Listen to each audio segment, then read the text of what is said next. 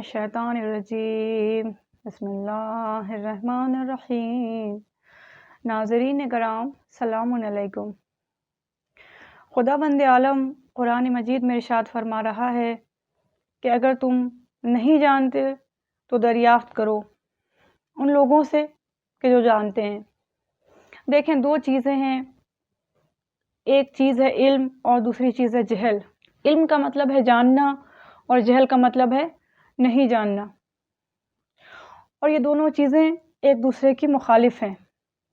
اور ہمارا مذہب ہے اسلام، اور اسلام آیا ہی تھا زمانے کو جہل سے دور کرنے، اسلام آیا ہی تھا زمانے کو تاریکی سے دور کرنے۔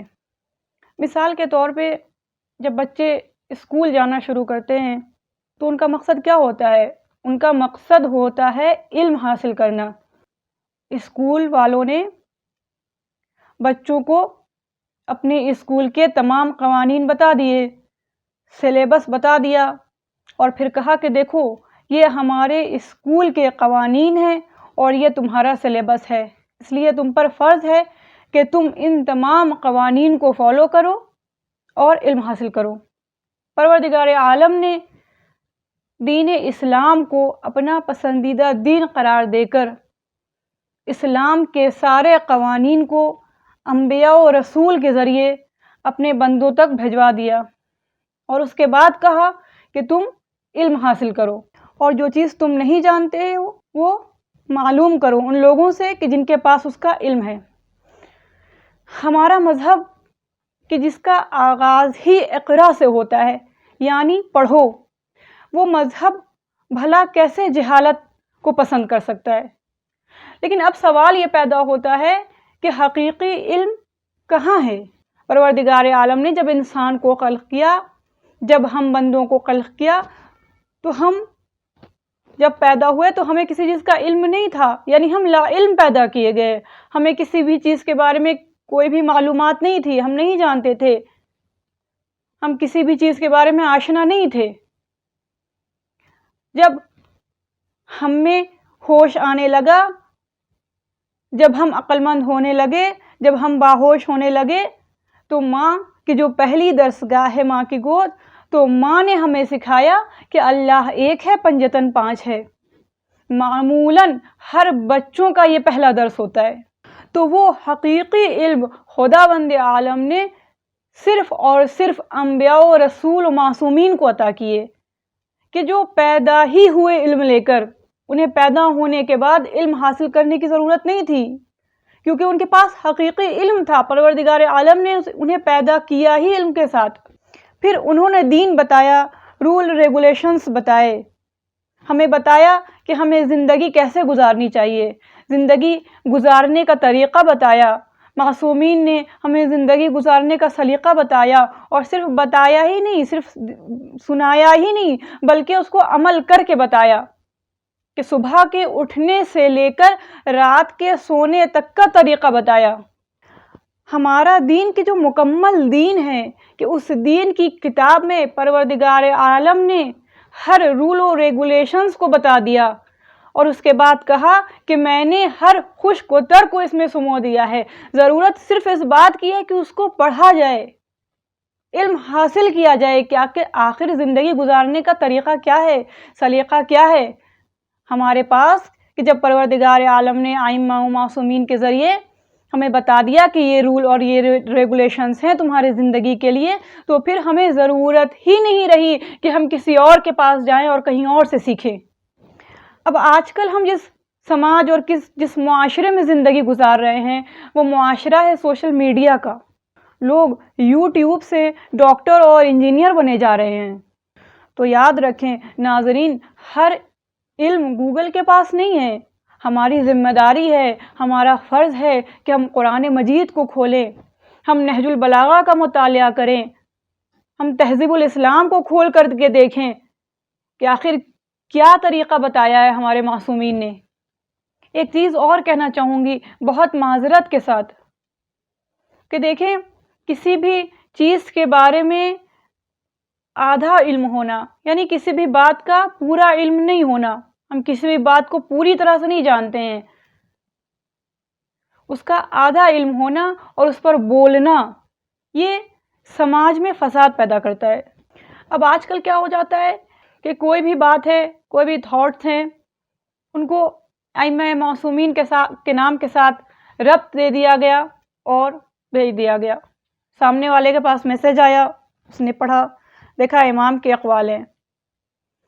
اب اس نے پڑھا یا نہیں پڑھا، پوری بات پڑھی یا نہیں پڑھی، سمجھی یا نہیں سمجھی، ریفرنس دیکھا یا نہیں دیکھا، بس امام کے اقوال دیکھے، امام کا نام دیکھا اور اسے فارورڈ کرنا شروع کر دیا۔ تو یہ طریقہ بالکل غلط ہے، ایسا بالکل نہیں ہونا چاہیے۔ جب تک ریفرنس نہیں دیا گیا ہو تب تک اسے آگے فارورڈ نہ کریں اور نہ ہی اسٹیٹس پہ لگائیں۔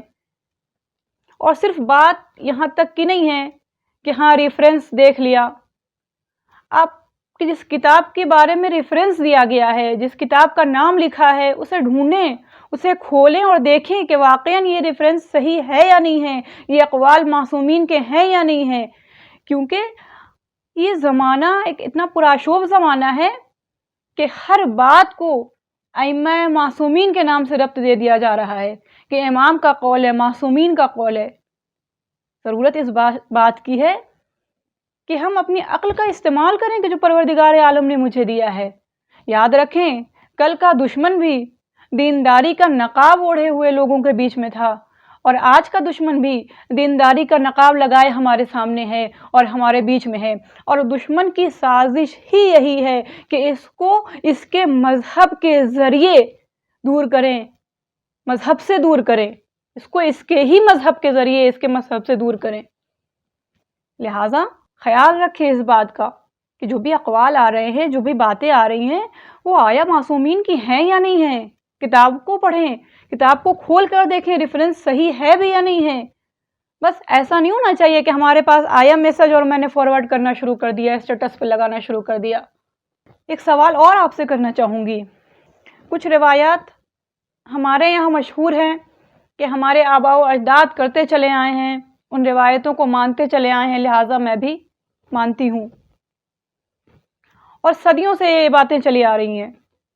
ان کے بارے میں یہ کہا جاتا ہے کہ ہمارے آباء و اجداد نے کہا ہے، لہٰذا ہمیں اس چیز کو فالو کرنا ہوگا۔ تو میرا سوال ہے ایسے لوگوں سے کہ مجھے یہ بتائیں کہ یہ دین محمدی ہے کہ جو آپ کا دین ہے، یا آپ کے آباء و اجداد کا دین ہے؟ اس چیز کا فیصلہ کریں پہلے آپ کہ یہ دین، کہ جس دین میں آپ ہیں، کہ جس دین کی آپ پیروی کر رہے ہیں، وہ دین محمدی ہے، نہ کہ یہ دین آپ کے آباء و اجداد کا دین ہے۔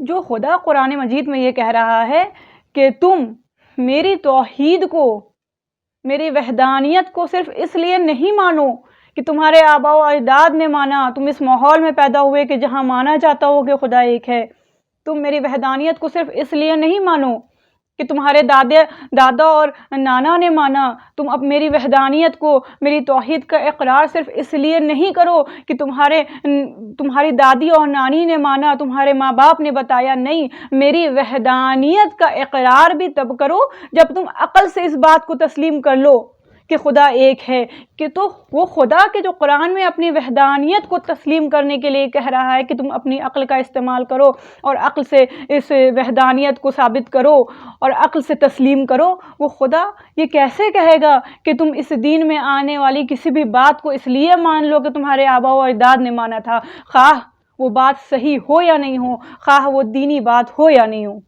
سوال ہے میرا ایسے لوگوں سے کہ جو لوگ سفر کے مہینے کو منحوس مانتے ہیں، ماہ سفر کو منحوس کہتے ہیں، اور اس کے ساتھ ہی ساتھ تیرا تیزی کے لیے تو ایک عجیب و غریب خیالات ہیں ان کے، تو مجھے بتائیں کہ تیرا تیزی کیا ہے، یہ کہاں سے ثابت ہے، یہ کہاں تک صحیح ہے، یہ کس طرح سے منحوس ہے؟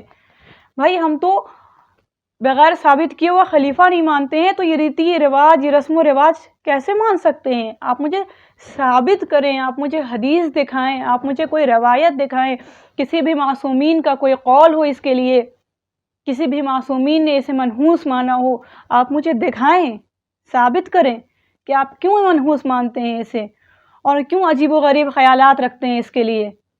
قرآن سے، حدیث سے ضعیف روایت مجھے دکھا دیں کہ ہاں کہیں بھی آپ کی نظروں سے گزرا ہو کہ یہ ماہ سفر میں یہ تیرا تیزی بھی کوئی چیز ہوتی ہے اور اسے منحوس مانا جاتا ہے. اور اگر منحوس مانا جاتا ہے تو صرف ہمارے بر صغیر میں کیوں مانا جاتا ہے، دیگر ممالک میں کیوں نہیں مانا جاتا ہے؟ اور بعض روایتوں کے حساب سے 7 سفر کو امام موسیٰ کاظم علیہ السلام کی ولادت ہے. اس کے بارے میں کیا خیال ہے؟ بھائی میں دیکھتی ہوں کہ سفر کا مہینہ شروع ہوتا ہے اور لوگوں میں یہ خرافات پیدا ہو جاتی ہے، عجیب عجیب باتیں سننے کو ملتی ہیں. بھائی یہ کام نہیں کرو، وہ کام نہیں کرو، تیرا تیزی کے بعد کرنا. بھائی مرض ہے، ڈاکٹر کو نہیں دکھاؤ، تیرا تیزی کے بعد دکھانا. مرض بڑھتا چلا جا رہا ہے، آپریشن نہیں کرواؤ، تیرا تیزی کے بعد کروانا. یہ کہاں سے عاقلانہ باتیں ہیں؟ میں کہوں گی اب جو بچہ تیرا سفر کو پیدا ہونے والا ہے اسے بھی روک لیں، اسے بھی پیدا نہ ہونے دیں کہ ہاں تیرا تیزی کے بعد پیدا ہونا، ورنہ منحوس مانے جاؤ گے. اگر آپ میں اتنی قدرت ہے تو آپ روک لیں اسے کیوں نہیں روک لیتے؟ محترم ناظرین، ایسی کوئی بھی روایت نہیں ہے، ایسی کوئی بھی حدیث نہیں ہے، کوئی بھی ضعیف سے ضعیف روایت تیرا تیزی کے بارے میں نہیں ہے اسلام میں. یہ سارا کلچر ہمارے پاس جو آیا ہے وہ غیر اسلامی طریقے سے آیا ہے، یعنی اسلام میں اس کے کوئی جگہ نہیں ہے. یہ سارے کلچر غیر اسلامی ہیں جو ہم تک پہنچے ہیں. ہاں یہ الگ بات ہے کہ ہم محرم کے شروع ہونے سے لے کر 8 ربیع اول تک نیا کام نہیں کرتے، کوئی بھی نیا کام شروع نہیں کرتے. کیوں نہیں کرتے؟ امام حسین علیہ السلام کے غم میں نہیں کرتے، امام سید الشہداء کے غم کے احترام میں نہیں کرتے. اور شہزادی سلام اللہ علیہ جناب فاطمہ زہرا سلام اللہ علیہ ہمیں اس کا اجر عطا کرتی ہیں اور اجر عطا کرتی رہیں گی، کیونکہ ہمارا عقیدہ یہ ہے، ہمارا ماننا یہ ہے، یہ ہماری محبت کا دعویٰ ہے کہ ہم امام حسین علیہ السلام کے غم میں کسی بھی کام کو نہیں شروع کرتے ہیں، کسی بھی کام کا آغاز نہیں کرتے ہیں، کیونکہ امام کے غم سے بڑھ کر ہماری خوشی نہیں ہے. یہ ہمارا عقیدہ ہے. تو بس ناظرین، ضرورت اس بات کی ہے کہ ہم بنا سوچے اور بنا سمجھے صرف سنی سنائی باتوں پہ غور نہیں کریں. وقت اب یہ آ گیا ہے کہ ہم اپنی عقل کا استعمال کریں اور دیکھیں کہ جو بات ہے اس کا آخر معیار کیا ہے، وہ باتیں کہاں سے آ رہی ہیں. ضروری نہیں ہے کہ ہر بات کہنے والا صحیح ہو اور صحیح بات کہی جا رہی ہو. اس کو سمجھیں، اس کو سوچیں، دیکھیں کہ اسلام اس کے بارے میں کیا کہتا ہے. اور ہمارا فریضہ ہے کہ ہم اس پر آواز بلند کریں اور بولیں اور سمجھائیں اور بتائیں. اور اس کے بعد ان تمام کوششوں کے بعد ہم ایک علمی اور علوی معاشرہ تیار کر پائیں گے. پروردگار عالم ہمیں حقیقی علم کے جس در سے یہ علم حاصل ہوگا مجھے، اس در سے متمسک ہو جانے کی نیک توفیق عنایت فرمائے. الہی آمین.